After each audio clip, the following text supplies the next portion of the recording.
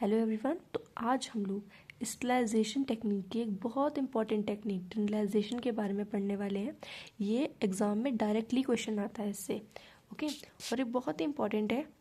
Okay, तो अब हम इसके बारे में समझते हैं बेसिक से। तो पहले मैं आपको थोड़ा सा इसकी हिस्ट्री बता देती हूँ कि टनलाइजेशन हमारा कैसे डेवलप हुआ।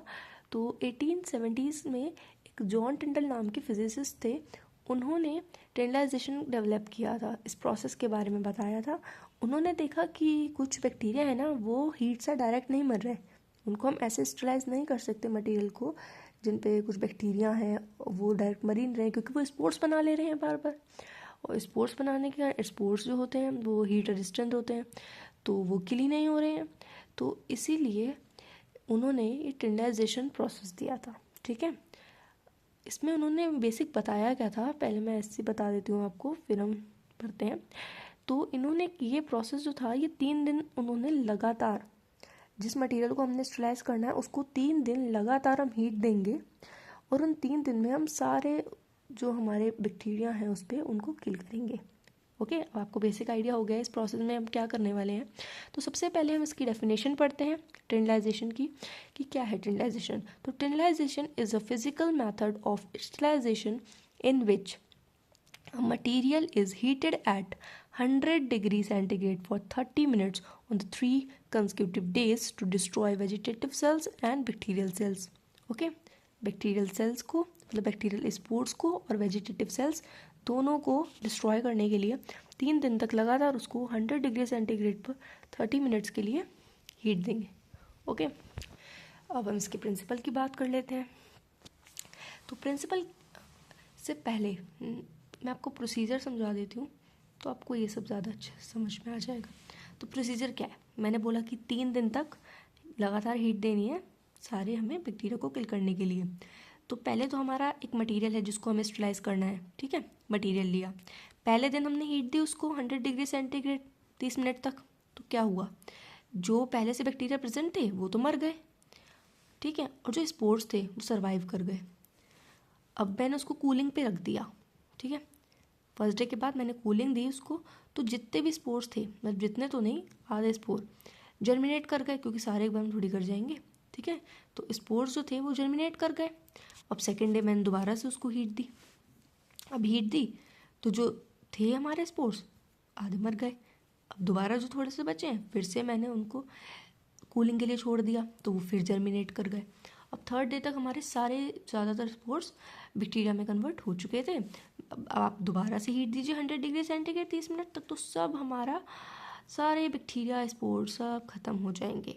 ओके, तो हमारा जो मटेरियल था जिसको हमें स्टरलाइज करना था वो कम्प्लीटली स्टरलाइज हो जाएगा।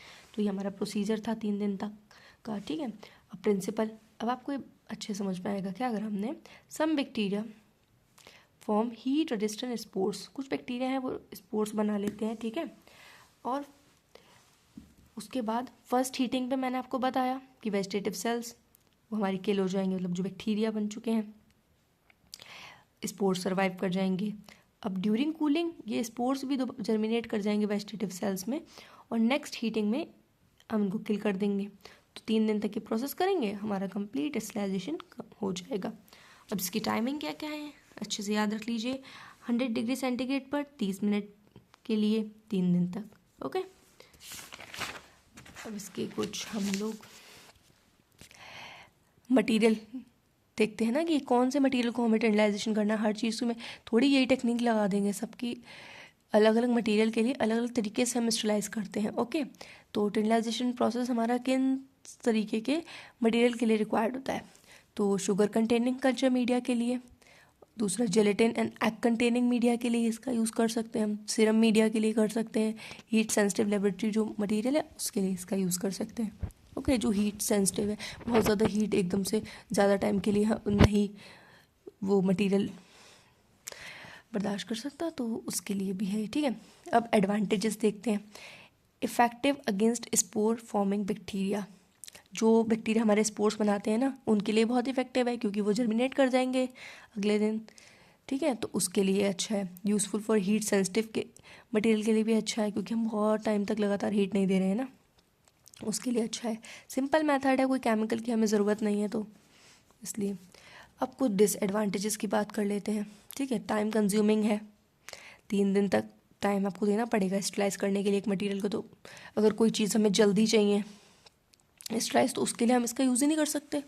तो not suitable for emergency sterilization, less reliable है ऑटोक्लेव से।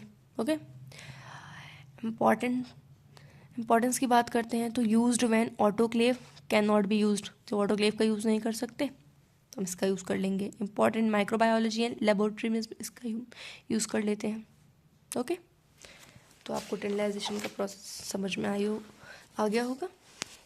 तो अगर आपको ये समझ में आ गया हो तो आप कमेंट करके ज़रूर बताइएगा, और वीडियो को लाइक, चैनल को सब्सक्राइब ज़रूर करिएगा। Thank you so much for watching.